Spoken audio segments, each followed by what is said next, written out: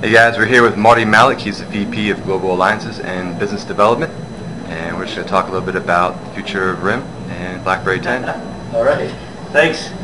Hey, welcome to CES 2012. Thank you. Really excited to have a few minutes with you here today, and actually excited about the event and what we have coming in 2012. So definitely. So pretty much, I guess the business strategy for you guys for integrating in carriers across the world. What exactly are you guys like? How are you working with carriers to really push BlackBerry? Yeah. So I'm not. Full disclosure, I'm not probably the preeminent expert within RIM on the carriers, but RIM has essentially built a lot of our business on the strength of relationship with carriers. Right. So we are working with around 600 different carriers around the globe, 180 some odd countries, and uniquely have direct connectivity into the carrier network. So the experience that you can get on a BlackBerry with the carriers is amazing. If you look at stuff like the messaging and the push technology, the immediacy that you get is quite phenomenal. And then on the business side, we have very strong relationships where the carriers ultimately truly partner with the carriers and help them accomplish their goals in the market, while helping get BlackBerries out to the users across the globe.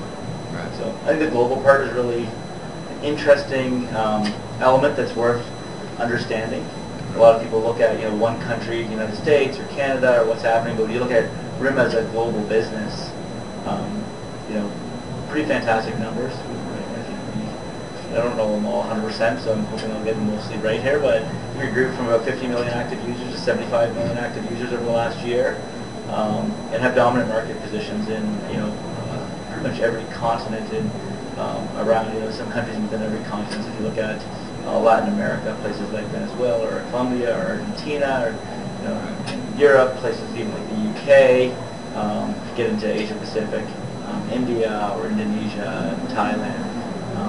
So it really is a global business, and so developers, when they build applications on our platform, get exposure to that global business. And I think sometimes it's surprising when you see some of the success people are having. I was actually in Singapore in December, and I was talking to one of the developers from India, and they're like, BlackBerry is the platform we built for. That is our first platform. It is what we do, and we get global success. His application had over 20 million downloads on BlackBerry, and I think sometimes we lose sight of how broad the penetration of BlackBerry is around the globe. Right. And so your key role is for app integration, right? Yeah, so my team, we're really focused on making sure that we work very closely, hand in hand with key partners, help them understand the business opportunity on BlackBerry, help them get the support they need to build great applications and services, and help drive the success of those apps and services. Right. So we've essentially broken up the team with experts across some key categories. So gaming is an area. There's some gaming stuff showing here, but as we work on BlackBerry 7 and look toward BlackBerry 10, essentially have these key categories. We look at gaming, business and productivity, lifestyle, social, multimedia, print media, and a few other categories, and ultimately make sure that for each of those categories we're providing the absolute best platform that can be provided, and then essentially recruit and attract the best applications and brands to the platform so that our users get a great experience. And you just recently got Angry Birds and Cut the Rope. Yeah, it's coming along. And Plants vs. Zombies, has that released yet? It's coming. Is it coming? Okay. Yeah, it's coming. Yeah. So it's a lot of that is if you look at the platform, this is Playbook 2.0. It's essentially a stepping stone for BlackBerry 10. Okay. And so as we start getting the tools out into developers' hands, in this case the native development kit, right, we're finding that developers are able to port their applications in lightning speed. The times that they're bringing their applications over to the new platform, I think, is much faster than any of them would have expected.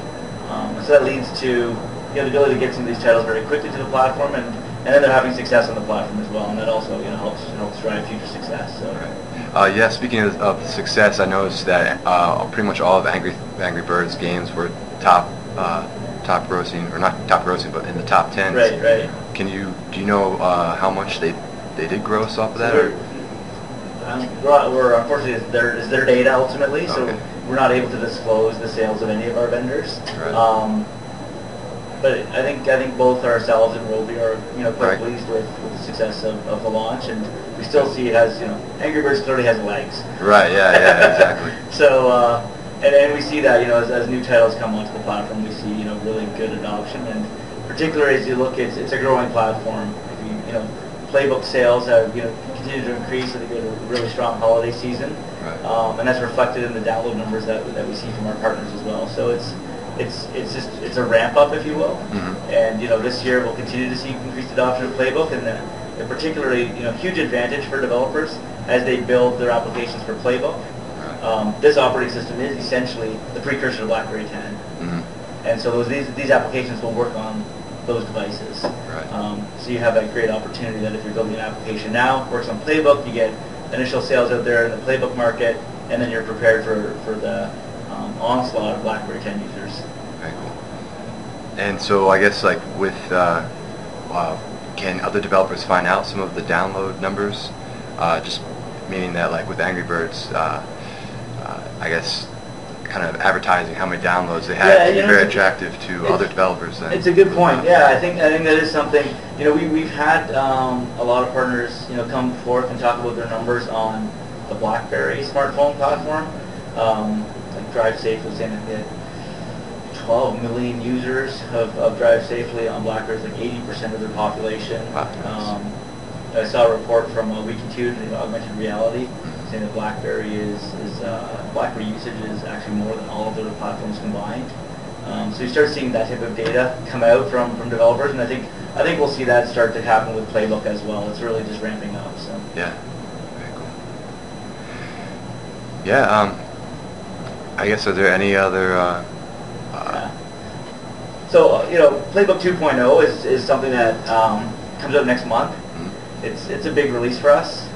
We're having a really extremely positive reaction to it. I think people are anticipating what's there, but I think the implementation that we've done for some of the native email and PIM has really delighted people, and what it provides with the social integration that we do across your email, tying them to LinkedIn and Twitter and others, and also across your calendar, your contact list. But it goes well beyond that when you look at things. We have a video store, so now on 2.0, you can download premium movies, you can rent them, buy them. Really great selection there, and the Playbook is such a great media device. So even just in this case, you can connect it up to a 50-inch TV, watch your movies. Yeah. It's just such a great experience, and for those using the BlackBerry as well, you actually get a little bit of a better experience. Yeah. So you can in 2.0 you can use your BlackBerry as a remote control for your Playbook. Yeah, I saw that. It's a pretty cool feature. So really is, you can use it as a keyboard. So if you're typing, you can just on your BlackBerry you can open up a document on the Playbook and use your BlackBerry as your keyboard. But if you're just doing something like leaning back watching a movie, you can use it to pause the movie, fast forward, move around your Playbook from the couch, so you don't have to be sitting near your television, things like that. So yeah, it's pretty cool. It's pretty cool. And with I guess the release of Playbook OS 2.0, will RIM try to rebrand the Playbook at all in any way, or just kind of really push the new OS? And yeah, it's it's a major launch. Obviously, the 2.0 is a major launch. Nice thing is it's an over-the-air update, so I don't know if you can see that, but it's actually kind of neat. Where on Playbook, all of the Playbook users out there in market, when an update comes out, it really just shows up like this: software update available, and you can go and download. Everything happens completely over the air. Yeah. It actually can happen in the background, like it's a phenomenal multitasking environment. So that can completely happen in the background, and then you're done. It's updated. You never, no extra effort required. So for all of those users out there today on Playbook, they'll get that little icon that'll just say, hey, update available, and they'll get this new user interface, some new applications and services, and then the storefront that says new great applications coming literally daily. So cool, very cool. And that's still projected for February. Yes. Okay. All right. Awesome. Well, thank you very much for your time. Hey, no problem. Appreciate Thank you. it.